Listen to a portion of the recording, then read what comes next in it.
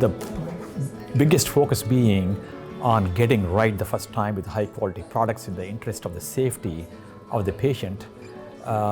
Whatever automation or whatever new technologies we need to implement in manufacture should be the first priority. And a lot of companies are indeed focusing on automation, remove human factor element.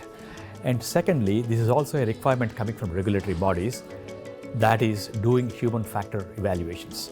In other words, you build a product, you design and develop the product and actually test it in a human factor studies, where do the products meet the ergonomic features required by the customers? Do they perform as intended? So the more upfront knowledge we have before we go into design transfer, the better the products can be. So that is really one. And speaking about ophthalmic medical devices, there's a lot of interest in going to digital platforms. There's a lot of data generated throughout cataract surgery procedures. How do we harvest the data, put it all together to improve the efficiency for the surgeons and also safety for the patients? So there's a lot of innovation, a lot of focus on the digital ecosystems within ophthalmic surgeries. Well, I'm in the cataract surgery business, and the holy grail in cataract surgeries are really how do you mimic the natural lens to give full range of vision to the patients.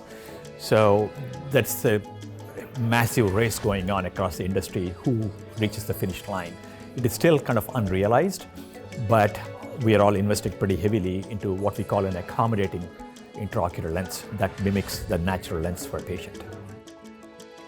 Well, best practice is really working hand in glove with the research and development teams to seamlessly transition the product from small scale to large scale and really iron out any wrinkles that there might be, because the product quality is top priority, should be the top priority for everybody. And the more collaboration and communication that happens between these two functions from T0 till product launch, the more confidently we can say that we can put out quality products. Well, overall for the medical device industry in general, really automation continues to be a big driver, not only to improve the quality of products, but also reduce the cost of production. So that continues to be ongoing trend. So it's not just 2 years, I think it's a continual process.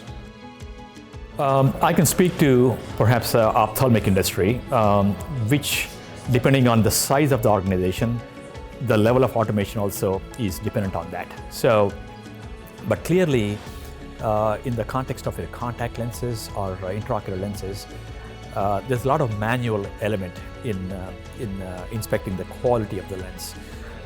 The more the operators spend time to look at the lenses, the more tired they are, so the possibility of making mistakes happens.